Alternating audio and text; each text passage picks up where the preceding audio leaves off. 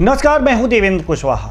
SRB news के इस खास बुलेटिन समाचार दुनिया में आपका स्वागत है। आज समाचार दुनिया में होगी दुनिया भर की अहम खबरों की बात, साथ ही होगी कवर स्टोरी पर चर्चा, जिनमें जानेंगे कि क्या है सस्ती हाउसिंग योजना की पूरी नीति। लेकिन सबसे पहले डालते हैं सुर्खियों पर नजर। यूपी में सस्ती हाउसिंग योजना को मिली मंजूरी, 25 साल के लिए किराए पर दिए जाएंगे मकान। 2 दिवसीय दौरे पर बांग्लादेश पहुंचे पीएम मोदी, कोरोना वैक्सीन की 12 लाख डोज भी ले गए साथ। मुंबई के सनराइज अस्पताल में देर रात लगी आग, 10 लोगों की मौत। भारत बंद से रेल यातायात प्रभावित, आंशिक रूप से 2 ट्रेनें रद्द। इन अहम खबरों पर हम करेंगे चर्चा, लेकिन सबसे पहले कवर स्टोरी पर करते हैं बात।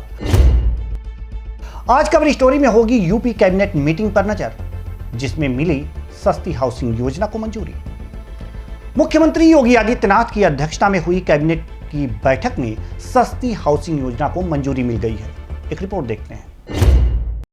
उत्तर प्रदेश की योगी सरकार अब गरीब प्रवासी मजदूरों, शहरी गरीबों और विधवाओं को कम कीमत पर किराए पर मकान उपलब्ध कराने जा रही है। ये योजना सस्ती हाउसिंग योजना के तहत शुरू की जा रही। इस योजना के तहत अगर बनाए गए मकान आवंटित नहीं हुए हैं तो उन्हें जरूरतमंद गरीबों को दिया जाएगा। जानकारी के मुताबिक मकान का किराया मकान की लोकेशन और हालात के आधार पर तय किया जाएगा।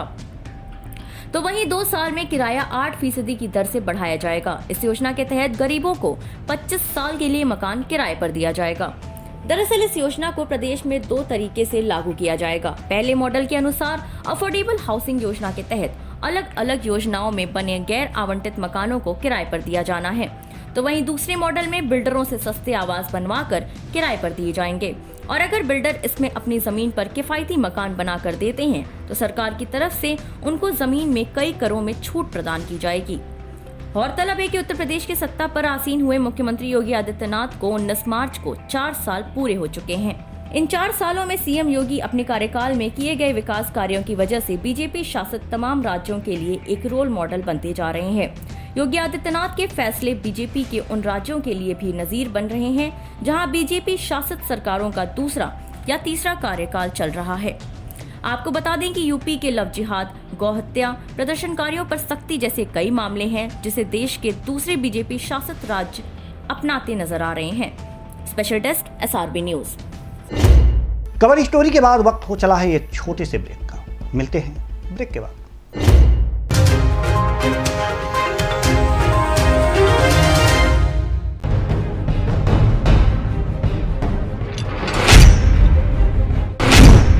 बहने लगी है चुनावी बयान, अब होंगे विकास के दावे, गली मोहल्लों को चमकाने के वादे। हर दावों और वादों की आईबीएन भारत करेगा पड़ताल, क्योंकि आप बनाने जा रहे हैं गांव की सरकार।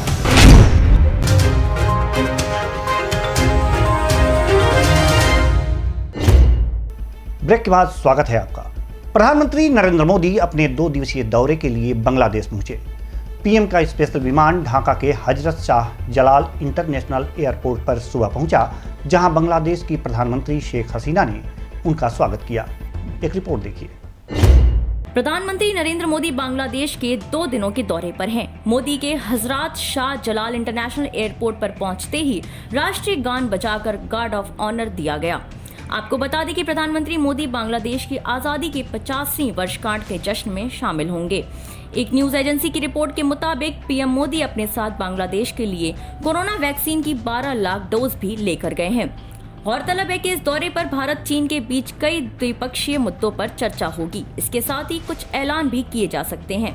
आपको बता दें कि दुनिया भर में कोरोना वायरस के संक्रमण के चलते पीएम मोदी 497 दिनों के बाद किसी विदेश दौरे पर गए हैं। इसके पहले वे नवंबर 2019 में ब्राजील के दौरे पर गए थे। पिछले 1 साल से पीएम दुनिया के अहम कार्यक्रमों में वीडियो कॉन्फ्रेंसिंग के जरिए ही हिस्सा ले रहे हैं। वहीं बांग्लादेश का कहना है कि प्रधानमंत्री नरेंद्र मोदी की 2 दिवसीय यात्रा के दौरान नई दिल्ली और ढाका के बीच कम से कम 5 सहमति पत्रों पर हस्ताक्षर होने की संभावना है। प्रधानमंत्री मोदी 26 से 27 मार्च तक की अपनी 2 दिवसीय यात्रा के दौरान बांग्लादेश की प्रधानमंत्री शेख हसीना के साथ प्रतिनिधिमंडल स्तर की वार्ता भी करेंगे। तो वहीं बांग्लादेश के विदेश मंत्री डॉक्टर AK अब्दुल मोमेन ने कहा है कि एमओयू की संख्या कम या ज्यादा हो सकती है, लेकिन कम से कम 5 एमओयू पर हस्ताक्षर होने की संभावना है। Special desk SRB news. Mumbai के एक अस्पताल में देर रात आग लग गई। आग पर काबू पाने के लिए फायर ब्रिगेड की 20 से अधिक गाड़ियां मौके पर पहुंची थी। एक रिपोर्ट देखिए। महाराष्ट्र के मुंबई में स्थित सनराइज अस्पताल में देर रात आग लग गई। ये घटना भांडुप इलाके की है। दरअसल ये भीषण आग ड्रीम मॉल में लगी थी और इसी मॉल में तीसरे मंजिल पर एक अस्पताल भी था। इस अस्पताल में 70 से अधिक मरीज भर्ती थे और इनमें से ज्यादातर कोरोना वायरस से संक्रमित मरीज थे।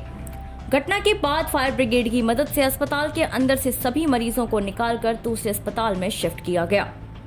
आपको बता दें कि मुंबई के अग्निशमन विभाग के मुख्य अग्निशमन अधिकारी के अनुसार भांडुप पश्चिम में ड्रीम्स मॉल में मौजूद सनराइज अस्पताल में आग लगने से 10 लोगों की मौत हो चुकी है। वहीं आग लगने के 12 घंटे बाद भी आग पर काबू नहीं पाया जा सका था। इससे पहले बचाव कार्य के दौरान अस्पताल से 2 शव भी निकाले गए थे, लेकिन जिन 2 शवों को निकाला गया उनकी मौत कोरोना की वजह से हुई थी। आग पर काबू पाने के लिए फायर ब्रिगेड की 20 से अधिक गाड़ियां मौके पर पहुंची थी। आग देर रात करीब 11:30 बजे लगी थी, जिस पर सुबह तक काबू नहीं पाया जा सका था। ऐसे में आग कैसे लगी, इसकी जांच की जा रही है।